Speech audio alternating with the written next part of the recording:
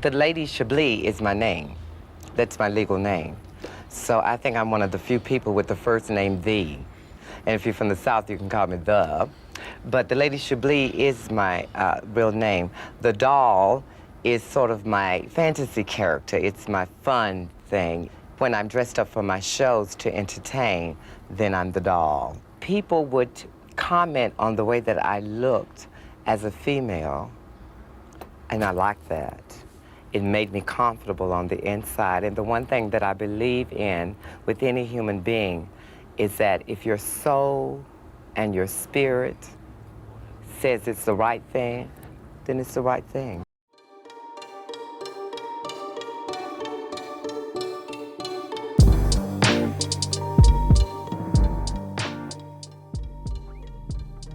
Welcome, welcome, welcome to our Season 2 debut episode of Town Hall, a Black Queer podcast. I'm your host, Peppermint, and I'm joined today by the one and only Bob the Drag Queen.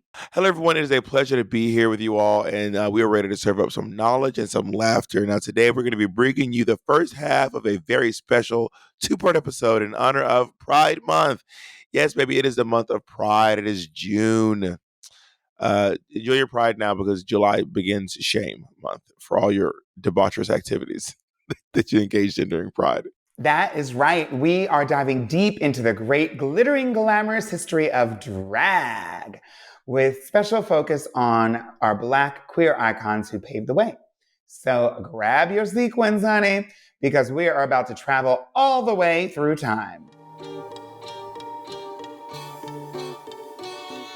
Okay, so just to preface this before I do the monologue, the setup of the show, I was trying to figure out a way, how could I tell the story of William Dorsey Swann and make it interesting? And so what I basically did is I created some parallels between what William Dorsey Swann went through and parallels of my own life and my dealings with racism and my dealings with homophobia. And how I put the story across is I made the show, it's basically an homage to A Christmas Carol, where you remember Scrooge went to the present, the past, and the future. So I'm doing that.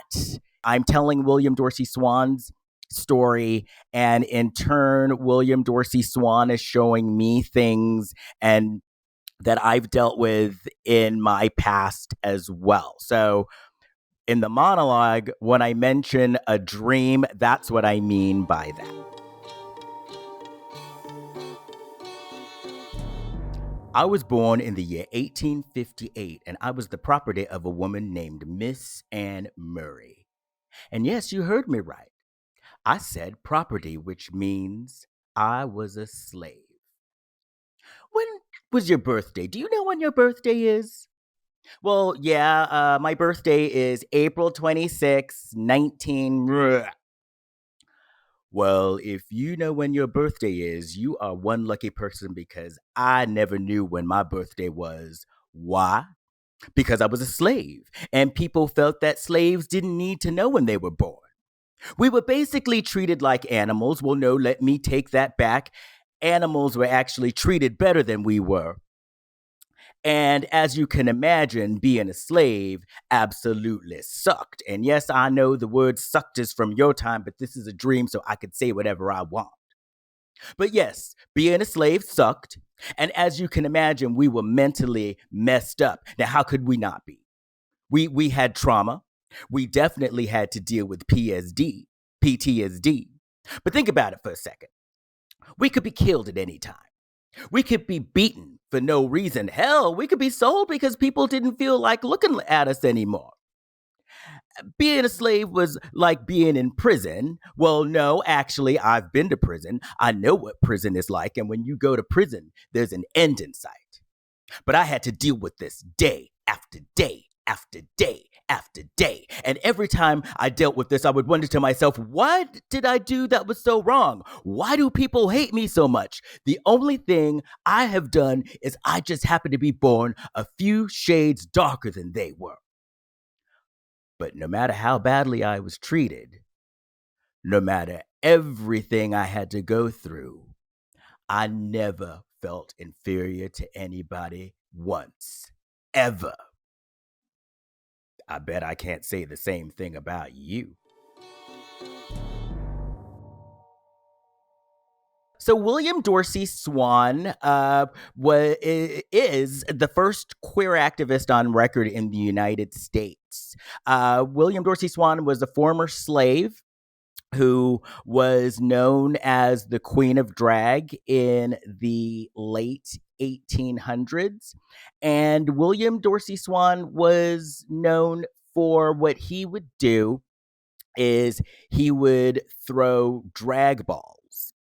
And so, and actually, the funny thing is they were a lot like the balls. I don't know if you've seen the movies Paris is Burning or even that TV show Pose, where it's centered around the ball community. That's what William Dorsey Swann did as well. He threw drag balls. Now these balls were held kind of like today in basically sort of secret and hidden locations. Sometimes it would be in a house or a performance area, just somewhere that was hidden and not known to the general public. William had a lot to so William's parties were open to, it didn't matter what color you are. Now, this was back in the late 1800s, post-Civil War in Washington, D.C. Things were still very segregated, as you could imagine, but William's parties were open to everybody. It didn't matter whether you were black or white, you just had to be a man. And if you were a man, you were welcome. Some men would wear suits and present as men. Other men would present as female and they'd wear dresses. A lot of William's friends, a lot of William's black friends who came were, by day they were, laborers, farmers, porters, railroad porters, just, basically your basic blue collar professional. That's what they did by day. But at night, they would show up at the parties and they would wear their drag and they would be absolutely fabulous and they would have a really good time. So word started to get out about William's parties. And so he started to get harassed by police. Surprise, surprise, not much has changed. But he would get harassed by police. And they would try to tail him. They would hide. They basically put William under surveillance, trying to catch William having the parties. And that did not stop William. William kept going and the parties continued to get bigger and bigger. So I guess you all are wondering, if William had to keep these parties secret, where was William finding his guests? Well, there's a place. You all know what it is. You don't realize you know, but you know, and that place is the YMCA. Which is still around today. And from what I've heard about the YMCA, not much has changed there either. But he would go to the YMCA and they'd have secret codes and they'd leave secret notes. And those men who knew about the secret codes and knew about the secret notes knew, if you know, you know. And they would go to these parties and they would have an amazing time. Now, at these parties, they would have food, they would have drinks, they would dance. And so the dance that they did was called the cakewalk. And the cakewalk was a dance that originated during slavery. And what it was the slaves would make fun of their slave owners, the white people. And so they would make fun. Basically, it was like they would mimic the way that they would walk and the airs that they would put on. And what they would do is the slave owners would have contests, and the winner of the cakewalk would win a cake. And so that's why it was called the cakewalk. And the cakewalk is still around today, but we now call it voguing. That is where voguing originated from. So I do the cakewalk in my show. And so I've done a lot of research to get it right. And when you look at the cakewalk is literally a strut and an attitude. And when you do it, the head is held high and you are just working it. And so that part, I think, definitely translates to voguing, because at the end of the day, voguing is all about attitude. It's all about attitude, and it's all about strutting your stuff. And also, I don't know if you all are aware of this or not, but rumor has it that William Dorsey Swann may have created the word drag queen. It's still up in the air. If you Google it, some people say it's Shakespeare, because, during Shakespeare's time, men, all of the roles, whether it was a male or female, were played by men. And so one of the rumors is that, the word drag came from dressed as girl. That's one of the rumors. But the other rumor is that the word drag queen was created by William Dorsey Swann, because all of William's friends would call him the Queen. And William was known as the Queen. And William would wear floor-length gowns to the parties that would drag on the floor. Hence, drag queen. So, there's no solid answer one way or the other. So I'm just choosing to say that William invented the word. But so William would have these parties. The parties became very well known. They became very successful between both Black men and white men. During this time, William did get arrested quite a bit. Sometimes he would get arrested for just being in drag, period, because it was illegal. There was one time that William went to jail for stealing a library book. And so back in the late 1800s, libraries were segregated, Black libraries and white libraries. William wanted a book, didn't have it in the Black library. William went to the white library. He wasn't allowed to borrow the book because he was Black, so he borrowed it anyway, if you know what I mean. And he got arrested. He got arrested for that, and I believe spent a month in jail for that. There was another time, William was throwing the parties, and William definitely wanted the parties. He didn't want them to be low class or tacky. So there were some times that William was throwing the balls and needed extra silverware or plates. And so one time William during this whole time that he was throwing the balls, he had a day job where he was working for a rich white family. And so he stole some plates and some silverware for one of the balls. His timing was bad because he happened to take the silverware and the plates on a day where other people decided to steal stuff too. They all got turned in. They all went to jail.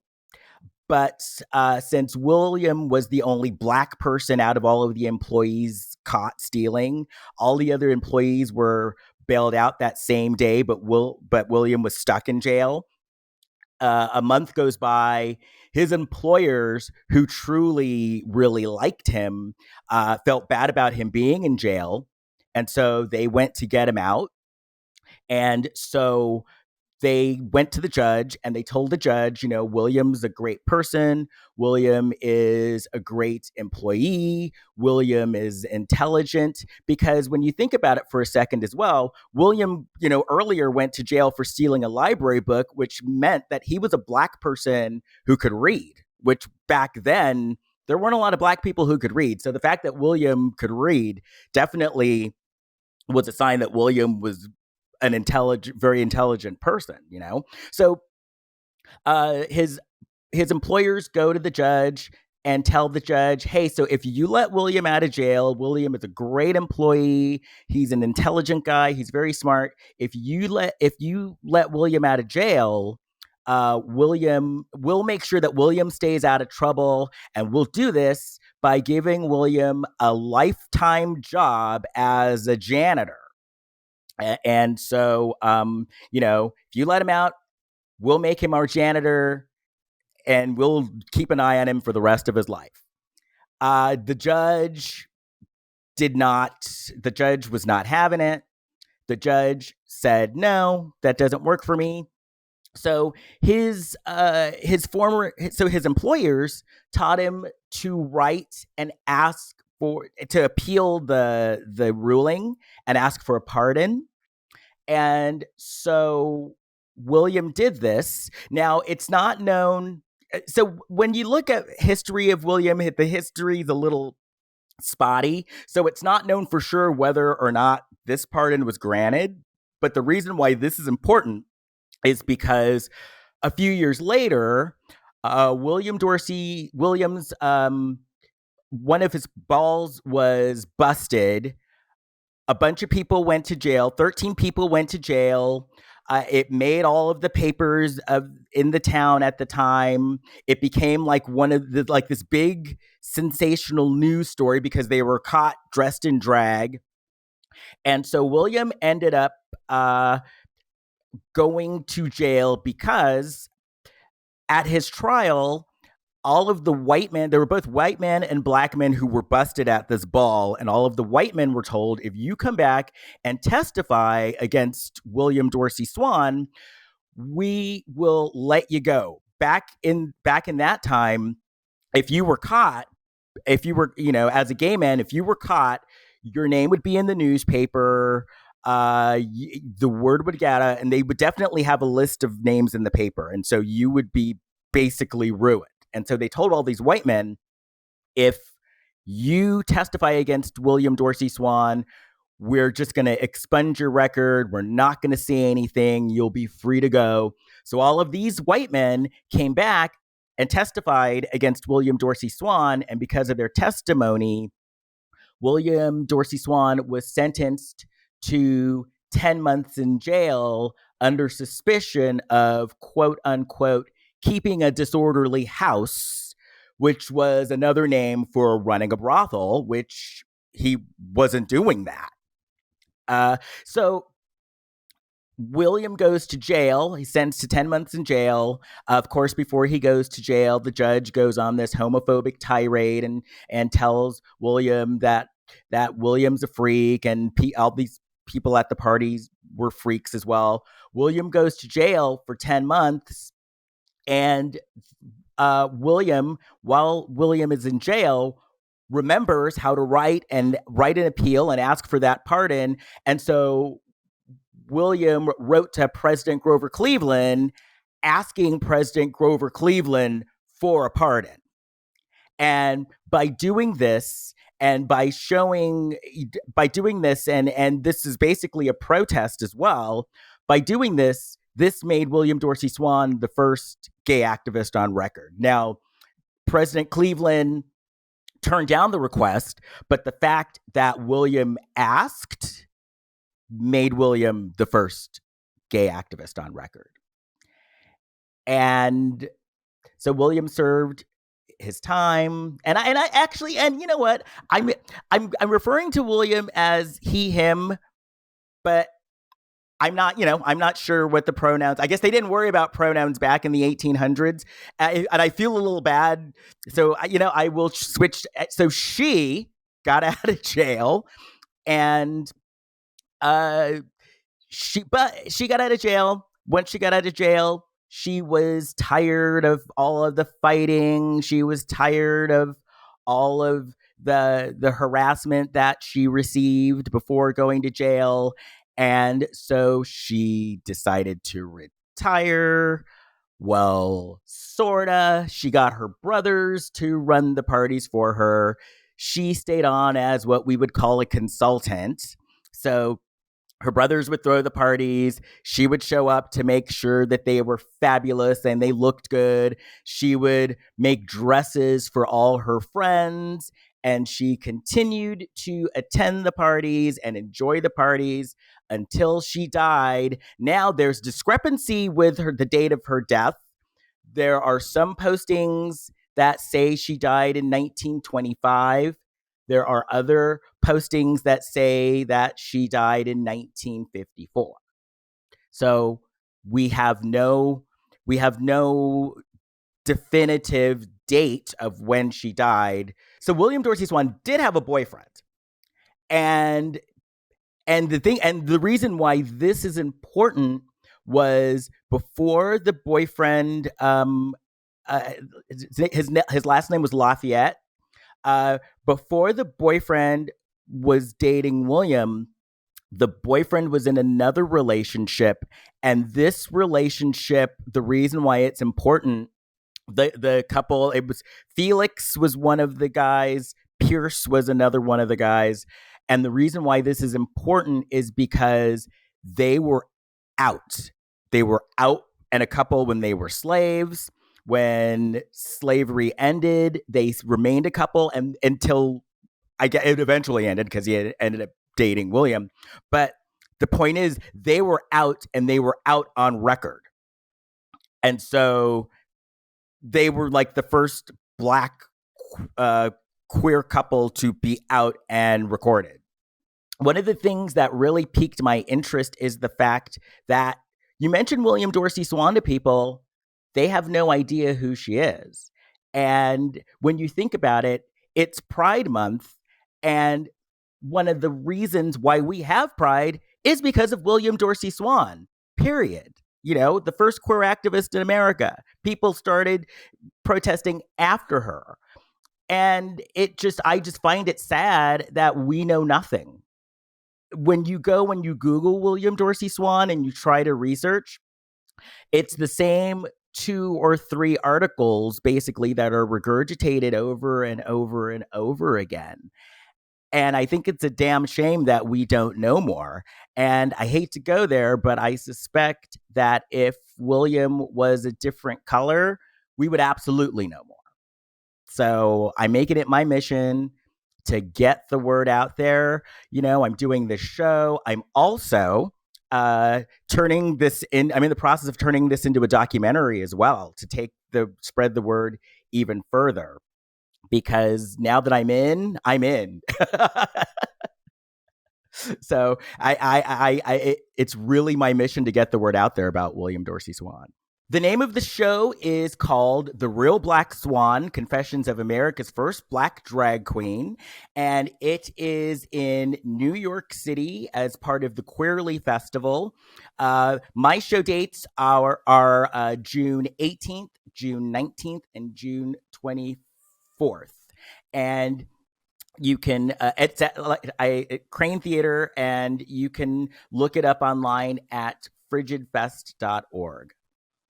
That was Les Kurkendaal-Barrett, writer, director, and actor of The Real Black Swann, Confessions of America's First Black Drag Queen. William Dorsey Swann was truly a trailblazer in the world of drag, from formerly enslaved to becoming the first known person to identify as the Queen of Drag. Can you imagine the audacity? I mean, honestly. Imagine going from being literally, and it's a formerly enslaved person, and you are now have coined the phrase drag queen that now we're using on television, film, radio, books. It's really remarkable. Swann hosted some of the most fabulous drag balls in the 1800s, Washington, D.C. And mind you, this was at a time when it was absolutely illegal to be openly queer. But Swann didn't let that stop him from throwing the most glamorous parties this side of the Mississippi. That's how you pronounce it when you're from the South, Mississippi. Swann's infamous balls were a refuge for Black and queer folks, a place to express their true selves without fear of persecution. And speaking of balls, we can't forget the iconic Crystal LaBeija of the House of Labeija. Crystal, where are you going? This is not the time to show temperament. Get back here and stay with the other finalists. Oh, well, you've got to expect losses. Do you think she deserved it? You know she didn't deserve it. All of them, the judges knew it too. But she was terrible. And her explanation for why she wanted the money, to put it in the bank. She's not getting any money because Sabrina is not going to pay her. They're good friends. It's only publicity, and it's bad publicity for Harlow and all the rest, because I'm declared as one of the uglier people of the world. She better get the hell back to Philadelphia because she's one of the worst. Where's Miss Sabrina? Because I'll sue the bitch. Did you sign I a will release? sue. No, I didn't sign a release. And if she releases any picture of me, I will sue the fool. She won't make money off of my name, darling. She can make it off of Harlow and all the rest of the fools that will flock to her. But not Crystal, darling. Anybody but her. You can take all the pictures you want of me, but I better not see them on the street because it's over. Get a picture with me and Harlow and we'll see which is more beautiful, darling. Monique told me not to come. That's why Monique is not here in dress, because Monique, darling, Monique was not here as a friend of yours. She's a friend of mine, darling. Monique, would you tell her why you didn't come? Because she knew it's Victor Harlow. She said, Crystal, darling, don't go. Because you're not going to get it. And that's why all the true beauties didn't come. It's in bad taste and you're showing your color and you're I am doing it bad, but I have a right to show my color, darling. I am beautiful, and I know I'm beautiful. Don't tell her about you showing no color. Taking the wrong way. Shit, she looked bad. And no way of what you they can do about it. Look at Harlow's outfit. That is funny. Don't bother her. Don't bother her. It's not Harlow's fault. It's not her fault. I know it's not her fault. Harlow has nothing. She can't help it because you're beautiful and you're young. You deserve to have the best in life, but you didn't deserve. Missy, I don't say she's not beautiful, but she wasn't looking beautiful tonight. She doesn't equal me. Look at her makeup. It's terrible. That was the legendary Crystal LaBeija. Crystal LaBeija.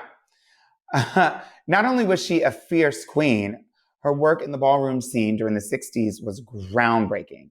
Crystal grew tired of New York City's racist drag pageant system that discriminated against Black and brown performers. So Crystal, along with a fellow queen named Lady Chablis, founded the Royal House of Labeija and created a space where Black and brown queens could showcase their talent and slay the competition. And slay they did. These balls were all about fierce competition, fierce fashion, and fierce shade. Crystal LaBeija was known for her unapologetic honesty, and she could read you down beneath the ground. So, the ballroom scene was created for Black and brown people when they felt like they couldn't get a leg up in the drag scene, particularly in the pageant system.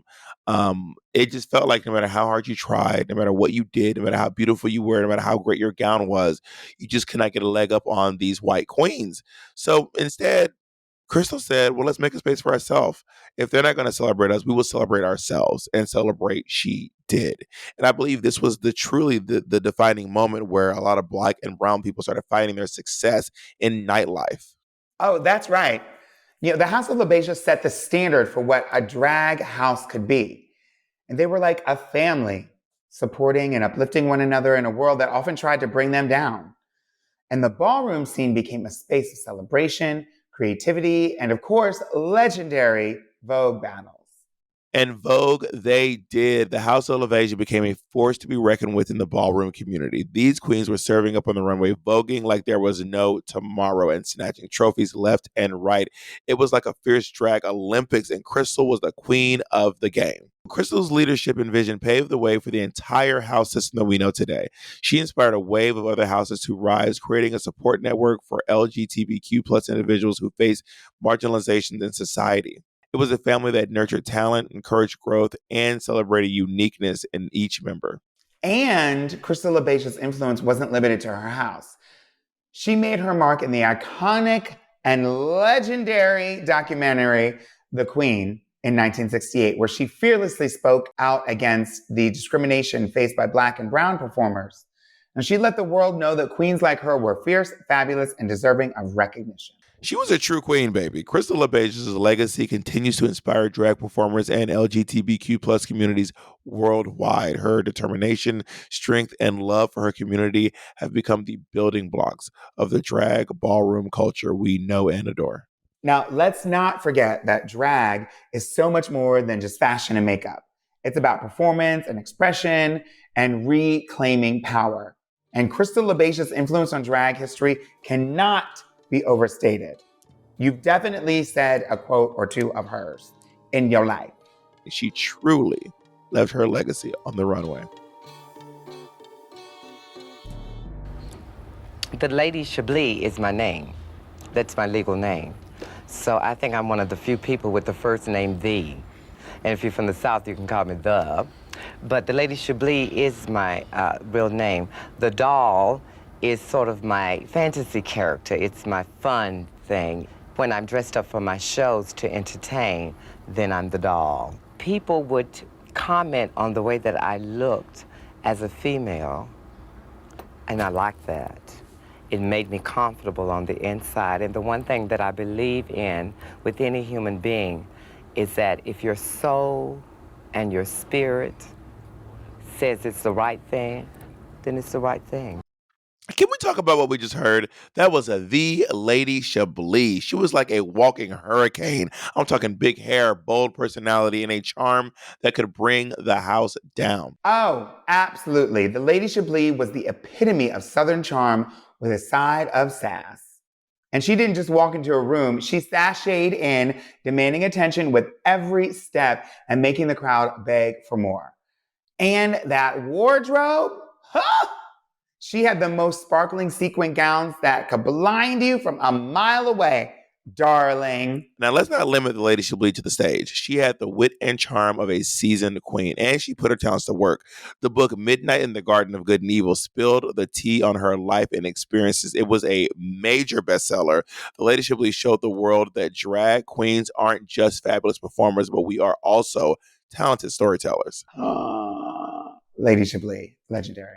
And let's not forget her iconic role in the film adaptation of the book. She played herself, giving us a taste, and just a taste, of her larger-than-life personality, and proving that drag queens can slay any medium from stage to Hollywood. She truly left her mark. The Lady Chablis was an inspiration to all of us. She embraced her truth, lived unapologetically, and showed the world that being yourself is the ultimate form of beauty. We love and miss her, but her legacy lives on. Much love to the Lady Chablis. The Lady Chablis. Excuse me. I didn't get into it right away. I was like a butch makeup queen working in Greenwich Village, and then I started doing little different drag. And I started wearing little high heel shoes, you know, and I started putting on stockings, and I started becoming a drag queen. I was one of the Stonewall girls. One of the first girls to ever come in drags to the Stonewall.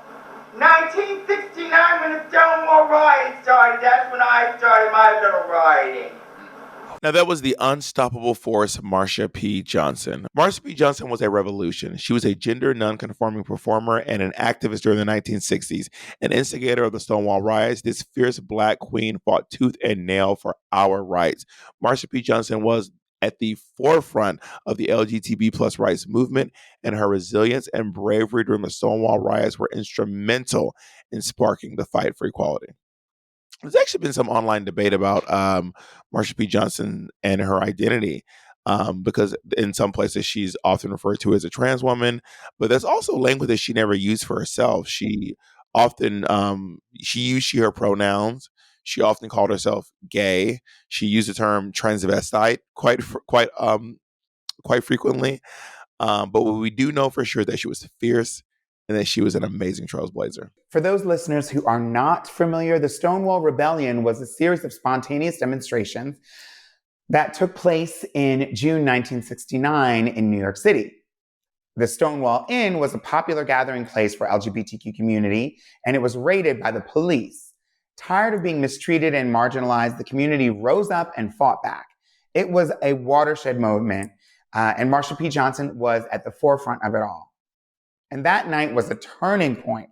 Marsha, along with other activists, drag queens, lesbians, and countless others, had had enough of the constant harassment and discrimination. So, when the police came to raid the Stonewall Inn, the bar patrons fought back and refusing to be silenced any longer. Now, it was a true act of resistance and empowerment. The Stonewall Riots ignited a fire within the LGBTQ plus community, leading the birth of the modern gay rights movement. Marsha and the rest of the activists bravery and resilience inspired countless others.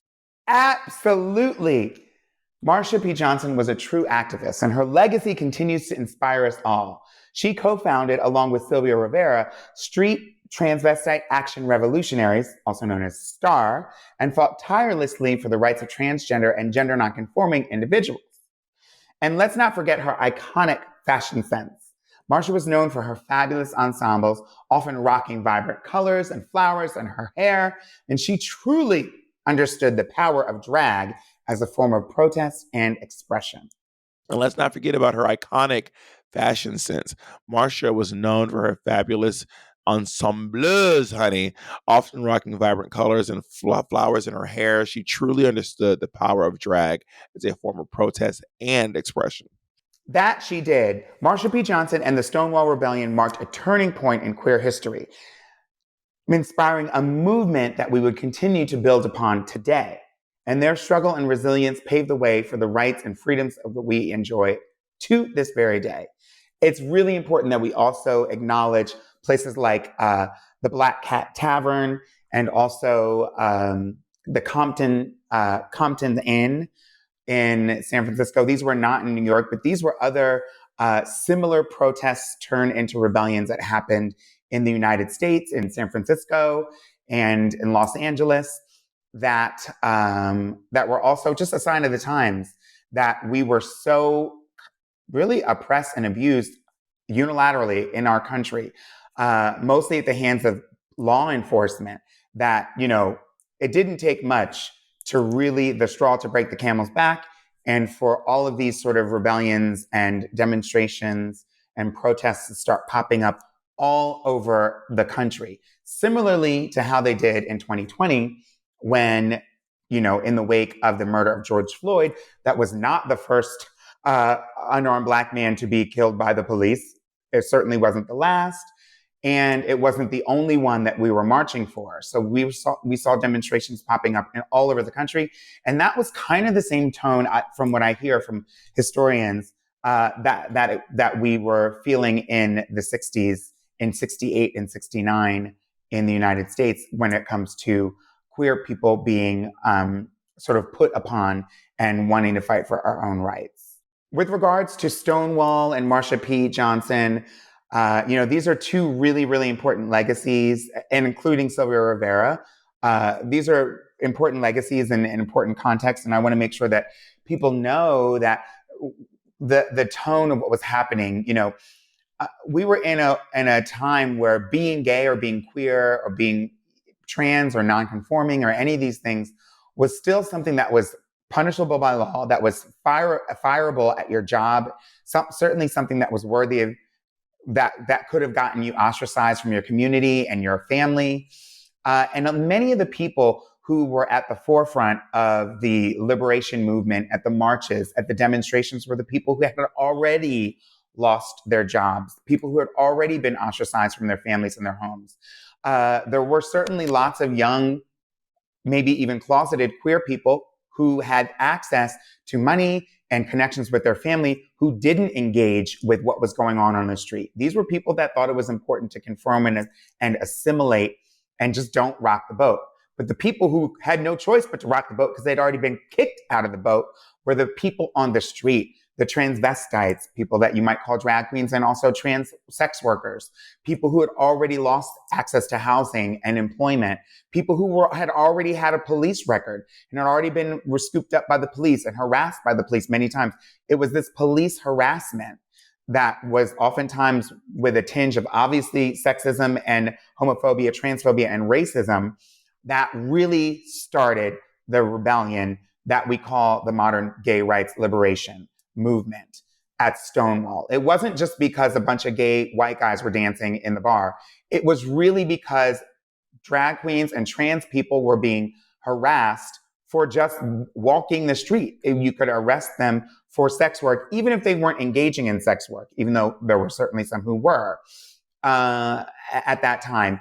And that was what, from what I'm hearing from people who are actually on the ground then, there's a really wonderful non-Black queer historian in New York who worked at the Stonewall and still does to this day, just retired, named Teresa Koya, who was there and is one of the last known living people who was actually there at Stonewall, who we know about, who talked about it was really the Black and brown folks who were either viewed as or were treated as or actually were sex workers and street girls who were really at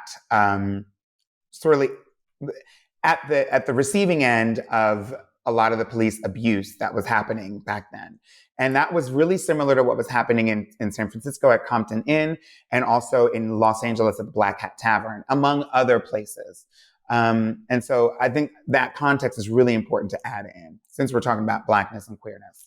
We owe so much to these Black queer icons who fearlessly challenged societal norms and fought for our community's visibility and acceptance. We truly do. And that wraps up the first episode of our journey through drag history.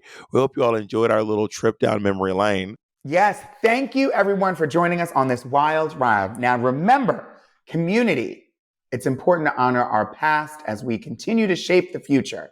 So stay fierce, stay fabulous, and keep celebrating the magic of Black queer excellence. And that's the wrap for today. Thank you all for listening to Town Hall, a Black queer podcast with Bob the Drag Queen and Peppermint. Join us June 28th for the second half of this very special 2-part episode on drag history in honor of Pride Month. Special thanks to our production team, executive producer Tracy Marquez, senior producer Charlene Westbrook, producer Corey Nixon, and post-producer Amelia Rituller, and music by La Femme Bear.